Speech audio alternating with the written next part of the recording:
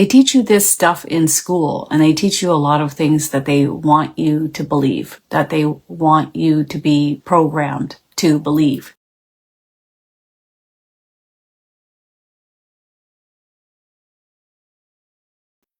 Well, hello there. I thought we would look at the moon landing and we'd talk about if it's real or fake. And we're going to bring in Erik from Channeling Erik and see what he'd like to say too. Why is it that they would fake it? Why is it that they would do any of these things? I don't know if you guys remember way back in 1986, and there was the Challenger that went up and then it exploded. And back then, no one questioned anything. We just believed what we saw, and how different things are now. Now we actually look at things and we question if, what's the agenda? What's the motive behind something? Is this really happening or not? And back then, nobody did that. So look how far we've come in the awakening process so far. Like, more consciousness is coming to the forefront. There's more people awakening. There's more people questioning things. And I think that that's brilliant. When we look back at the Challenger in 1986, I was young and naive like everyone else, and I was really upset. And, oh my God, all those astronauts blew up. But since then, some of the younger generation has gone out of their way to find out where those astronauts are living, walking up, talking to them. Some of them have been using their same names. So all the astronauts from the Challenger are still alive. This young gentleman, he had proof, video, photos, went up, talked to them to their faces. They're the exact same people, just a few years older. And so why would they have gone out of their way to fake something like that? Something that they're using for distraction, to keep everyone's distraction over here while they're doing something over here. So the moon landing, real or fake? Let's have a look back, even all the way back to 1969, and have a look at this. If Nixon actually picked up a phone in 1969 and spoke to two men standing on the moon, what kind of device were those astronauts holding onto on the other end? Because Wi-Fi didn't exist, cell towers didn't exist, and the nearest Verizon store was 238,000 miles away. And here's what makes it even stranger. The same government that couldn't reliably connect a phone call from New York to Los Angeles in 1969 somehow patched through a crystal clear zero-leg conversation to outer space to two guys in bulky suits on a rock with no atmosphere, no signal infrastructure, and no charging port in sight. But if the moon has no air, no magnetic field, and it sits in a vacuum of dead silence, what exactly was carrying that voice signal? Because sound needs a medium to travel upon. So how did Nixon's voice reach the moon at all? Here's where it gets real. In 1969, the most advanced consumer phone technology on Earth was a rotary dial connected to a copper wire bolted into your wall. If a flag was stuck into the moon's surface, why is it that the most powerful telescopes ever built, machines that can photograph galaxies billions of light years away, somehow can't zoom in close enough to show us that the flag still standing there today? And here's what's even crazier. We have rovers crawling around Mars right now, sending back crystal clear selfies, but nobody's pointed a single camera back at the spot where they say humans made history.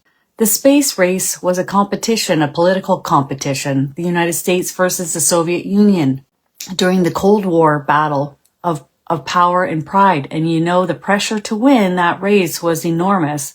We're talking about billions of dollars in national reputation, global dominance, all riding on one mission. Now ask yourself, if there was ever a moment in history where powerful people had ever reason in the world to fake something, wouldn't that have been it? NASA primarily operates the Houghton Mars Project, the HMP, on Devon Island in Nunavut, Canada. Do you remember me saying that to you guys? In the very north of Canada, Nunavut, Canada, in the high Arctic, known as the largest uninhabited island on Earth, which has been matched to look identical to the supposed moon landing. So the background of the moon landing, actual moon that they landed on, matches this area identically, and they already had a NASA station there. The recent moon landing with Artemis 2 showing in many CGI videos, many pictures and videos taken, are not holding up to scrutiny at all. You know, the interesting thing is the older generation just believes what they see, but the younger generation's like, oh, look at that. It's morphing. This thing floating past his head is disappearing as it hits his head. Oh, the lettering is morphing. So they can see that it's CGI in many of the video material. The astronauts being shuttled off to the left of the rocket. So the rocket goes up and you can see the astronauts are being shuttled off this wire off to the left. And people are seeing this as well. The rocket arching in the sky and landing in the ocean without any splash. That's another part of it. Like there's no splash. CGI can really show people what they want you to see, along with previous NASA video material showing strings holding certain objects, items drop into the ground, and green screens, and studio-generated floating objects. Now let's talk about heliosphere that surrounds the Earth. Makes it impossible to survive outside of that without constant radiation sickness, killing cells in the human body at a rapid pace. So how could a human pass through this membrane to the moon and survive? And scientists know this. And the Katy Perry debacle, and that in itself is hilarious. How she opens the door from the inside. You wouldn't have been able to do that. So Jeff Bezos was supposed to walk up and, hey, everybody, and open the door from the outside. But the whole thing has been scrutinized from 3 ways to Sunday. And the entire younger generation knows that it's completely fake. That's why they post hilarious pictures of Katy Perry in a spacesuit online quite often. What would you say is the broader perspective as to why would they lie about space travel or landing on the moon? First thought I have is you spend billions of dollars at NASA. You're just throwing money. Just the government's throwing money at NASA. If you think about that, and it's not really actually used for actually going up to the moon, it's just an easy, smooth transition of money laundering to go where they want it to go. So NASA takes the money and then sends it off in directions that the government wants it to go in, is my guess.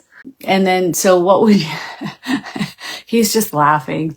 So what would you like to say in regards to these quote unquote moon landings? Yeah. So one of the head individuals, he was on the first moon landing, quote unquote, in 1969. And in his later years, he's now 96, but in his later years being interviewed, he's like, we never went to the moon. There's several interviews with him with little kids and being interviewed for programs. And he just says, we never went to the moon. It was fabricated. So, that should be all that there, that's all we need to know. That should be all that. Okay, so why would they fake these moon landings? To distract us, to launder money, to get us to believe that there's something bigger than us little peons here on Earth, that there's something more special in our little lives here. He's got a big grin on his face when he says this. Thank you, Aldrin. That's his last name. It's amazing that he's still alive. When I looked him up online, he's 96. His wife passed away, unfortunately, last year at the age, I think, of 67 from a rare cancer. So, you know, he has, when you're that age and you're doing interviews and you're telling everybody, we never actually went to the moon. I mean, I kind of believe the guy at this point. What does he have to lose, right? They teach you this stuff in school, and they teach you a lot of things that they want you to believe, that they want you to be programmed to believe. Right now, they're teaching children a lot about sexuality at a young age when it's unnecessary, teaching them about different ethnicities and races and religions, and even starting to convert them into said religions by having them pray 5 times a day for example, in the UK. So it's just a programming of the system. If you look at Earth as like a system of light beings, the light beings coming here not remembering, they come here and they get programmed the way that he's calling them the evil doers, the ones who run this show, want us to be programmed. So they decide where we're going to go and what we get programmed with. They decide what the educational system's going to teach us. It's all about distraction. It's all about money. And it's all about making us feel like we're just down here on Earth as little peons. Is that basically the sum up? Is there anything else added to this? It's another form of control. So you look at those who are going up to the moon, who are doing these amazing space travels. Authority or those who are running the system know better than us, and for us to trust them blindly. And with Artemis too, they've already located 2 of the members who went up to the moon. Their background is being actors. So how did 2 actors get into an astronaut position and then they're right back up? So it doesn't really make sense, does it? Why would they hire actors to head on up to the moon? The female astronaut, she was on Mad Max back in the day. Black astronaut, they found that he was also on a television program. Now, if you look it up on Google, Google is run by the system too. So you may not see it there, but you will see it on TikTok, Instagram. You will probably see it on Grok. And in many ways, I think, thank goodness for Elon Musk, because at least we have X. If we didn't have X, we wouldn't even have freedom of speech anymore. So a lot of these government leaders, they don't want X to be up anymore, and they'll try and slam it in any conceivable way because it still allows people to have freedom of speech without it being censored. If you remember during 2020 when everyone's speech was severely censored and you couldn't say anything and your videos got taken down. So if it wasn't for Elon Musk, we wouldn't have any of that. He's ready to take your questions. All right, let's see where we're going. I found it just hilarious when Katy Perry was floating around with a little flower. I mean, they have, you know that they have inside capsules where they can make it like you're in space and you float around, and then they just CGI the background. Before that though, they would have had to have essentially people sign up in 1969 and probably filmed some of it on a studio, probably filmed some of it up in northern Nunavut on that remote island where the NASA station was. He doesn't want us to always just believe what we're seeing. And much of what we're being spoon-fed is false information for their narrative. Either to distract you or to do their dirty deeds or to get you to believe something for their own agenda.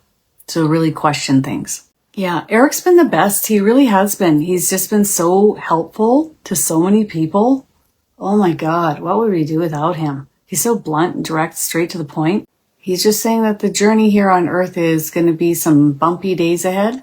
It's ups and downs. A lot more people are going to be awakening on Earth and questioning things further and delving in and piecemealing it apart. So what we're being fed, their narrative or their agenda or their lies, people aren't going to just automatically believe anymore, especially the younger generation. And the younger generation is very much, he says, detached and will essentially sniff out what's really truly going on. And they won't be able to feed us their narratives or their stories or give their agendas so easily. That's what I'm getting. Thank God. Just letting you guys know, in May 17th, we have the Ascended Masters Activation Healing with several different Ascended Masters. That's up on my website, KristinDaviesMedium.com. We also have the Meet Your Spirit Guides class, and we're going to be delving right in on that one on the 24th of May for $49. And you get to experience meeting 2 of your spirit guides, since we do have 2 spirit guides each. Receive your spirit guides' names and the past lifetimes you have with them, and learn more about your soul group and where your spirit guides reside. So that's all happening in May as well on the 24th. You guys, it's been wonderful. I love chatting, but I'm off to do my readings today. I hope you have a wonderful weekend, and I'll see you next week.